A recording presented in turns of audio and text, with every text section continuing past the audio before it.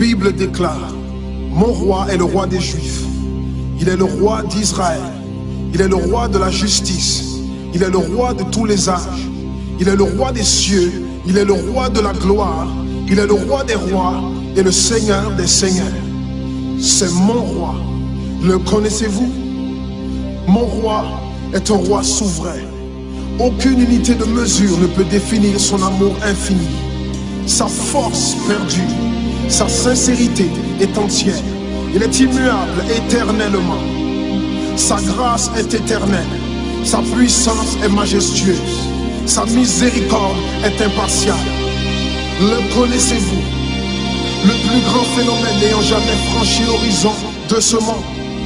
Il est le Fils de Dieu. Il est le sauveur du pécheur. Il est la pièce maîtresse de la civilisation. Il est incomparable. Il est sans précédent. L'idée la plus élevée de la littérature. La personnalité dominante en philosophie. La doctrine fondamentale réelle de la théologie. Il est l'unique désigné à être le sauveur absolu. Je me demande si vous le connaissez aujourd'hui. Il procure la force aux faibles. Il est disponible pour le tenter et l'éprouver. Il sympathise et il sauve. Il fortifie et soutient. Il sécurise et il guide. Il guérit le malade. Il purifie le lépreux. Il pardonne le pécheur. Il acquitte le débiteur. Il délivre le captif. Le défenseur du faible. Il bénit la jeunesse. Il met au service du malheureux. Il considère l'âgé.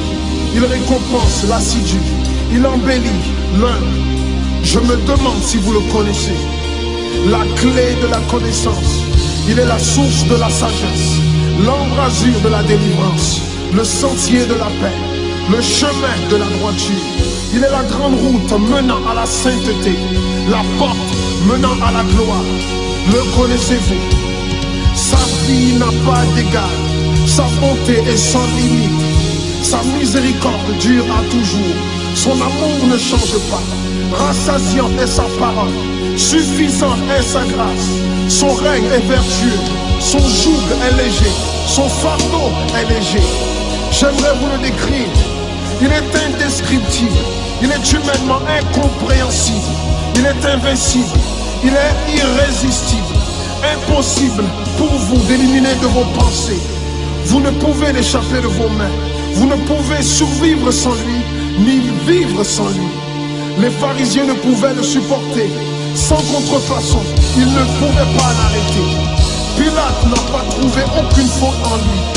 Hérode ne pouvait pas l'éliminer. La mort ne pouvait pas le gérer. Impossible pour le tombeau de le retenir. Oui, oui, c'est mon roi, c'est mon roi. C'est puissant. Moi, je l'ai vu déjà plein de fois, ça me saisit à chaque fois. Je crois qu'on ne réalise pas cette telle description de notre roi. Elle est complète, je pense, elle n'a rien qui est oublié. Mais si chaque chose qui est là,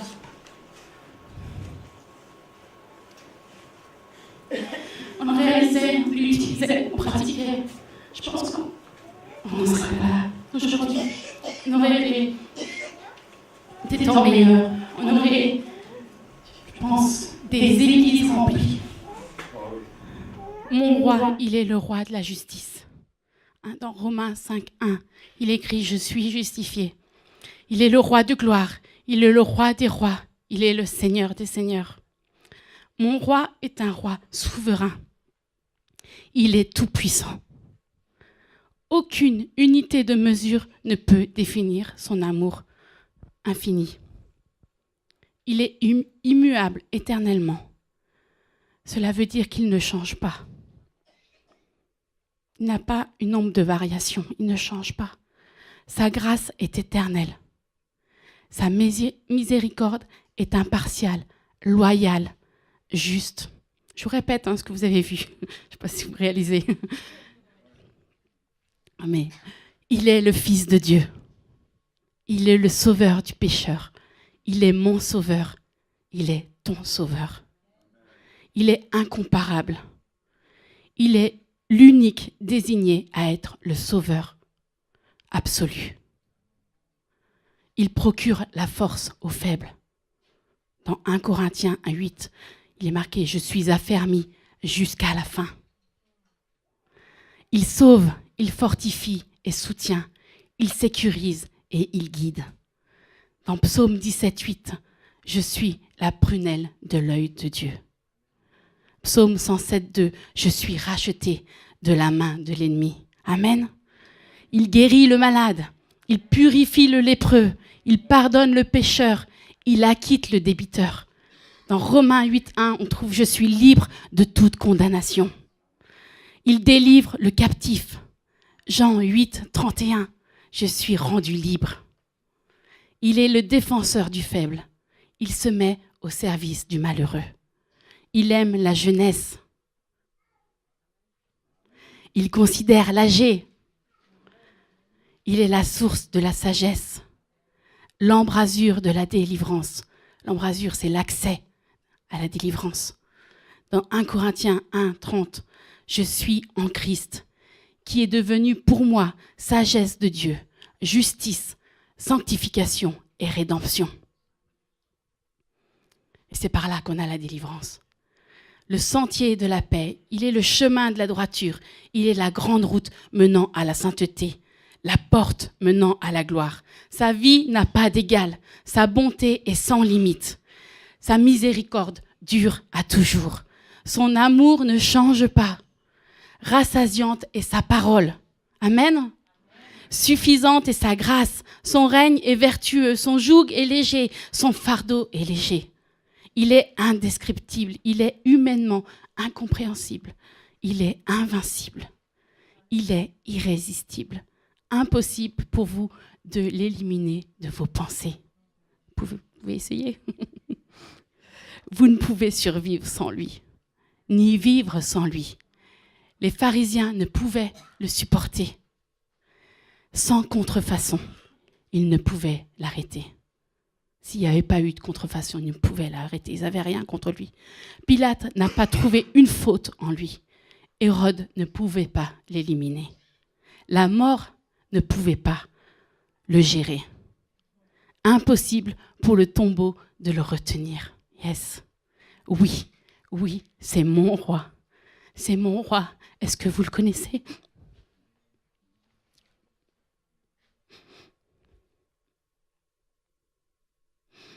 Est-ce que c'est ce roi qu'on a dans nos vies ? Est-il le Seigneur des Seigneurs pour nos vies ? Quand j'entends ces choses, moi j'ai envie de hurler, de dire oui, c'est mon roi. C'est celui que j'aime, c'est celui que je veux suivre, c'est celui que je veux connaître. Et c'est dans ce roi que je veux m'identifier. Amen. Vous êtes avec moi ce matin ? Désolée pour l'émotion. C'est ma personnalité. Ça va avec moi. Si on ne connaît pas notre Père, j'en ai un, c'est bon. J'ai un mouchoir, j'ai prévu le coup. Si on ne connaît pas notre Père, notre Roi, on ne peut pas savoir qui on est en Christ. On ne peut pas connaître les droits que Dieu nous a donnés. Dieu nous a donné une autorité. Et exercer l'autorité, c'est prendre notre position en Christ. C'est s'approprier de notre héritage, ce qui nous appartient, tout ce qui est à notre disposition, qu'on n'utilise pas. C'est ça, cette position que nous devons prendre en Christ. Car il ne faut pas oublier que si on ne prend pas cette position, cette identité, le voleur ne vient que pour dérober, égorger et détruire. Moi, je suis venu afin que les brebis aient la vie et qu'elle l'ait en abondance. Jean 10, 10. Amen. Et c'est ce qu'on veut. On ne veut pas ce voleur qui vient. On veut avoir la vie en abondance, la vie éternelle. Et c'est bien de savoir qu'on a de l'autorité, que nous avons cette autorité que Dieu nous a donnée, mais il faut l'utiliser. Et si tu ne connais pas la position que tu as dans la justice de ton Dieu, tu ne pourras pas utiliser cette autorité. Jésus t'a racheté, il t'a justifié. Nous sommes justifiés par la foi en Christ. Ainsi, nous allons dans Romains 8, 34. Il est écrit « Qui les condamnera ? Christ est mort. Bien plus, il est ressuscité. Il est à la droite de Dieu et il intercède pour nous. Le ministère de Jésus ne s'est pas arrêté à la croix. Et si nous voulons saisir ce que Jésus a pour nous, il nous faut continuer après la rédemption. Il faut comprendre bien plus. Il est ressuscité. Amen. Quelles sont les réalités de cette rédemption? Qu'est-ce que la rédemption nous a apporté? C'est quoi la rédemption? C'est le rachat de nos péchés. Et par le rachat de nos péchés, les choses anciennes sont passées. 2 Corinthiens 5, 17. Si quelqu'un est en Christ, il est une nouvelle créature. Les choses anciennes sont passées. Voici, toutes choses sont devenues nouvelles. Par le rachat de nos péchés, il est dit, je ne me souviendrai plus de tes péchés. Ésaïe 43, 25. C'est moi qui efface tes transgressions pour l'amour de moi, et je ne me souviendrai plus de tes péchés. Par le rachat de nos péchés, il est dit, je vous donnerai un cœur nouveau, un esprit nouveau. Ézéchiel 36, 26. Je vous donnerai un cœur nouveau et je mettrai en vous un esprit nouveau. J'ôterai de votre corps le cœur de pierre et je vous donnerai un cœur de chair.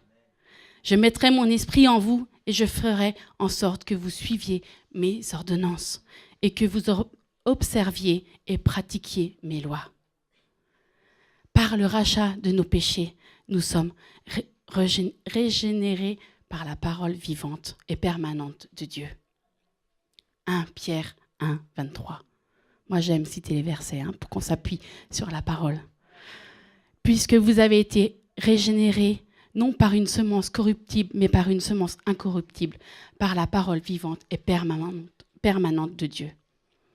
Et une fois qu'on a pu se saisir, comprendre ce rachat qui a été fait à grand prix pour nous, qui a été fait pour nous individuellement, nous pouvons nous revêtir de l'homme nouveau, de la femme nouvelle en Christ.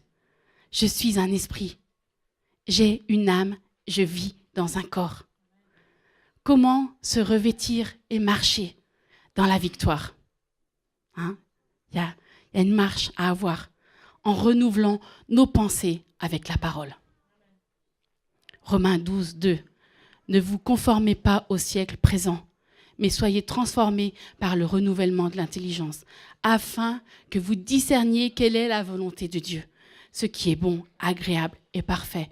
Il faut qu'on renouvelle nos pensées, parce que l'ennemi vient, il rôde, il essaye de toujours venir nous mentir, nous mettre des pensées fausses. Mais si on se renouvelle, si on puise dans la parole, on va connaître la volonté de Dieu. Comment se revêtir? En pratiquant la parole. Pas juste en la lisant, mais en la pratiquant. Josué 1,8. Que ce livre de la loi ne s'éloigne point de ta bouche. Médite-le jour et nuit. Je pourrais prendre Annie là à côté, elle récite par cœur tous les versets que je cite. Pour agir fidèlement selon tout ce qui est écrit. Moi, c'est écrit, moi, tu sais. Car c'est alors que tu auras du succès dans tes entreprises. Amen. C'est alors que tu réussiras. Comment se revêtir? En marchant par la foi. La foi. Romains 4, 17. Je t'ai établi père d'un grand nombre de nations. Il est notre père devant celui auquel il a cru. Dieu qui donne la vie aux morts et qui appelle les choses qui ne sont point comme si elles étaient. Vous avez déjà essayé d'appeler les choses qui ne sont pas pour qu'elles arrivent? Ça marche. Ça marche. Faites-le. En déclarant la parole de Dieu aussi. Là, on va se revêtir et on va marcher dans la victoire. J'ai Romains 10, 9. Si tu confesses de ta bouche le Seigneur Jésus et si tu crois dans ton cœur que Dieu l'a ressuscité des morts, tu seras sauvé. Car c'est en croyant du cœur qu'on parvient à la justice et c'est en confessant de la bouche qu'on parvient au salut. Amen. En donnant à la parole la première place. On revient aux priorités que je disais tout à l'heure. Jacques 1, ça n'existe pas. Jacques 1, 25. Mais celui qui aura plongé les regards dans la loi parfaite, la loi de la liberté et qui aura persévéré, n'étant pas un auditeur oublieux, mais se mettant à l'œuvre, celui-là sera heureux dans son activité. On a tendance à être des auditeurs oublieux. Hein. Souvent, on pourrait faire le test puis dire demain, qu'est-ce qui a été prêché hier? Mais sans jugement, sans accusation, mais on se laisse piéger, on se laisse prendre par tout ce que l'ennemi veut nous mettre pour qu'on oublie la présence de Dieu. Hein. Il y a Proverbe 13. Celui qui méprise la parole se perd, mais celui qui craint le précepte est récompensé. Et c'est ces choses qu'on veut, n'est-ce pas? En veillant à notre attitude. Proverbe 12-18. Tel qui parle légèrement blesse comme un glaive, mais la langue des sages apporte la guérison. En veillant à nos paroles. Hein, Proverbe 18-21. Ce verset, il est fort et je pense qu'on ne réalise pas. La mort et la vie sont au pouvoir de la langue. On le connaît aussi, celui-là. Mais est-ce que vraiment on réalise que notre langue, notre bouche, donne la vie ou donne la mort? Proverbe 21-23. Celui qui veille sur sa bouche et sur sa langue préserve son âme des angoisses. Parce que ce qui sort de ta bouche vient du cœur. Soyons vigilants. Remettons-nous toujours en question. On doit le faire régulièrement. On doit le faire régulièrement parce qu'on est vite pris par ce qui est autour de nous, par les circonstances, par les activités, par le monde qui est autour de nous. Nous devons crucifier notre chair. Comment on peut crucifier notre chair? Déjà, si on va dans Galates 2:20, hein, vous le connaissez aussi, hein, ce verset, pasteur Luc, il le cite régulièrement.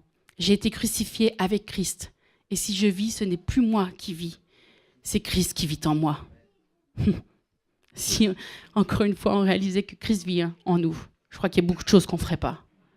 Si je vis maintenant dans la chair, je vis dans la foi au Fils de Dieu qui m'a aimé et qui s'est livré lui-même pour moi. Apprenons à suivre l'esprit. Notre chair doit être entraînée, disciplinée. Si on la laisse vaquer, on ne va pas sur le bon chemin.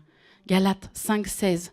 Marchez selon l'esprit et vous n'accomplirez pas les désirs de la chair. En nourrissant notre esprit, ce qui nous rendra fort sur la chair. Si on nourrit notre esprit, on sera fort sur notre chair, on pourra prendre position. Si on décide, est-ce qu'on veut semer pour sa propre chair ou est-ce qu'on veut semer pour l'esprit?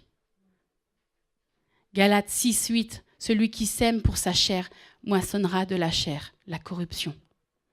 Mais celui qui sème pour l'esprit moissonnera de l'esprit la vie éternelle. Encore une fois, on a plein d'accès pour avoir la vie éternelle. En choisissant d'être le processus de sanctification. Dans Philippiens 2:13, il est écrit « Car c'est Dieu qui produit en vous le vouloir et le faire, selon son bon plaisir. » On peut choisir. On peut choisir. Dieu nous laisse le choix. Mais il nous guide sur le bon chemin. Et il faut qu'on prenne la bonne route. Quand on accepte Jésus comme notre sauveur, on doit changer d'identité. Et des fois, ça, c'est peut-être des fois un peu oublié. Parce qu'on appartient à un nouveau royaume. Et on change d'identité en comprenant notre adoption en tant que fils et fille de Dieu, du roi, de notre roi qu'on a décrit. Ça, c'est notre nouvelle identité. Galates 3:26, car vous êtes tous fils de Dieu, filles de Dieu, par la foi en Jésus-Christ. Galates 4:4, mais lorsque les temps ont été accomplis, Dieu a envoyé son Fils, né d'une femme, né sous la loi, afin qu'il rachetât ceux qui étaient sous la loi, afin que nous reçussions l'adoption. Et parce que vous êtes fils, filles, Dieu a envoyé dans nos cœurs l'esprit de son Fils, lequel crie « Abba, Père ». Il est notre Père. Il est notre Papa céleste. Comment nous devons changer d'identité en étant conscients de notre justice? Que Dieu est notre justice. La résurrection a un but pour la justification. C'est quoi la justification? C'est le fait de prouver son innocence. Et on est justifié en Christ. Romains 4, 25, qui a été livré pour nos offenses et est ressuscité pour prouver notre innocence, pour prouver notre justification. Tu es justifié. Tu es non coupable aux yeux de Dieu, déclaré juste aux yeux de Dieu.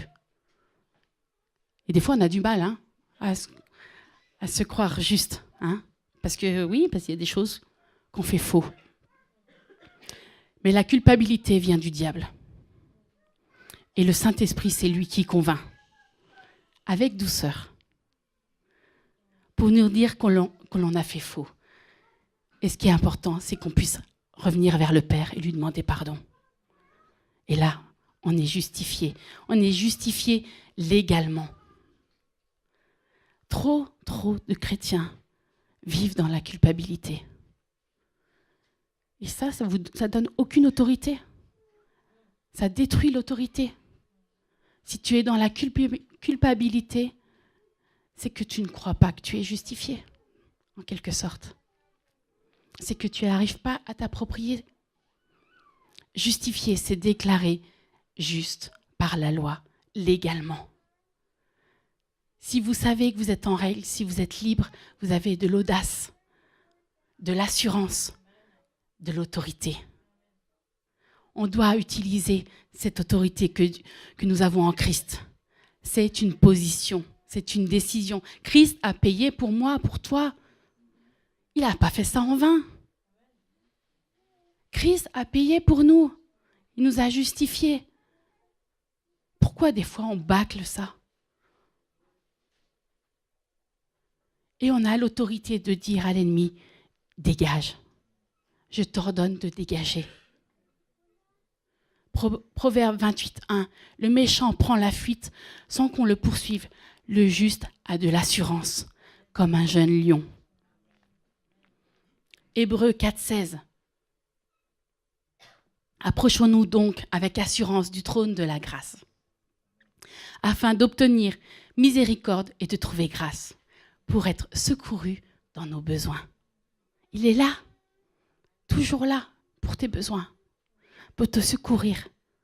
Tu peux juste lui demander, il est là. Un chrétien qui vit selon la chair n'a pas l'audace d'aller vers son Père.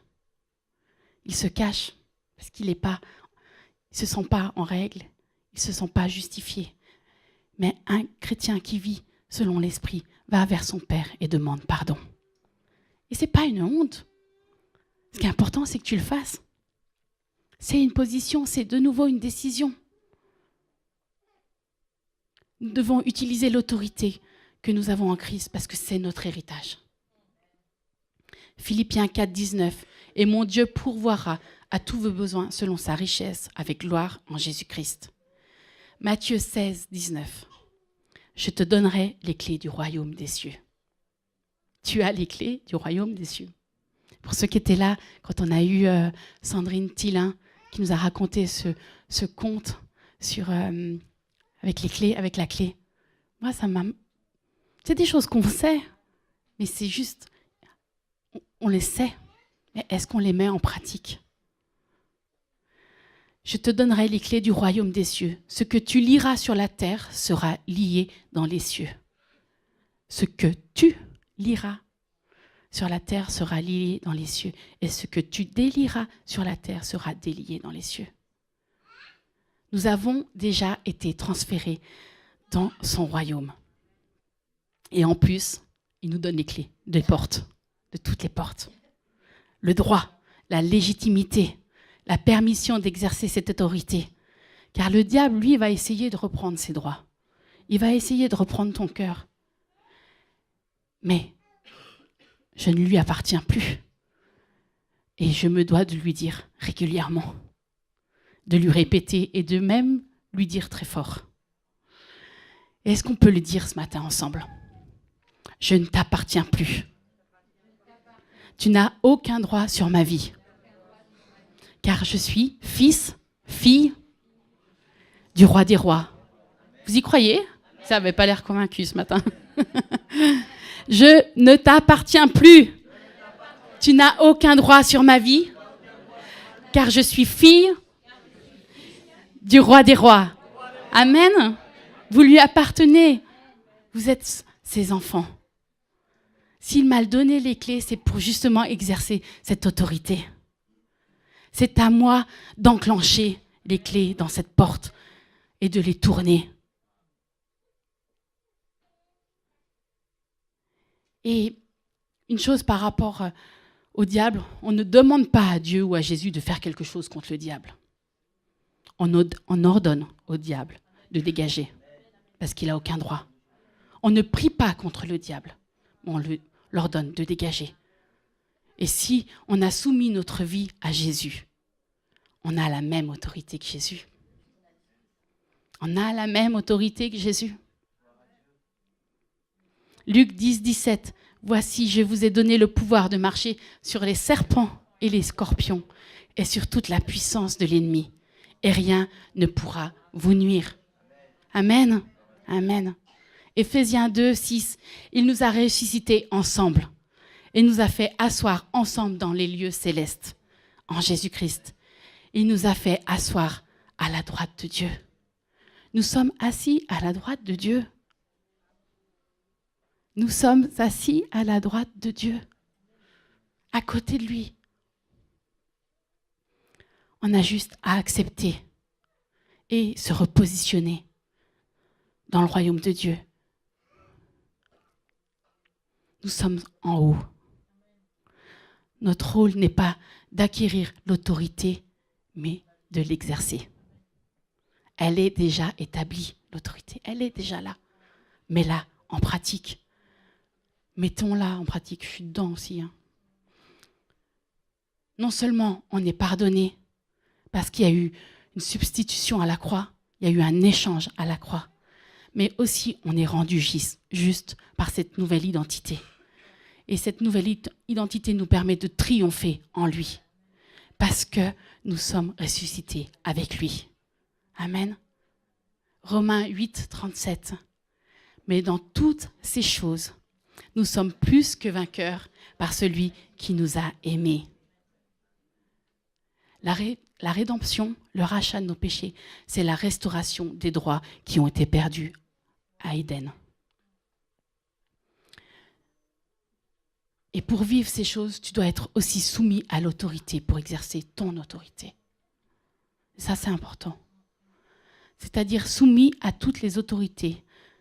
Et c'est dans 1 Pierre 2, 13. Soyez soumis à cause du Seigneur à toute autorité établie parmi les hommes. Sinon, tu ne peux pas être soumis à Dieu. Si déjà là, c'est difficile. On a de l'autorité quand on est soumis à l'autorité. Jacques 4, 7. Soumettez-vous donc à Dieu. Résistez au diable et il fuira loin de vous. Approchez-vous de Dieu et il s'approchera de vous. Nettoyez vos mains, pécheurs. Purifiez vos cœurs, hommes irrésolus. La résurrection, c'est la preuve légale de régner sur Satan et ses démons. Éphésiens 6, 12.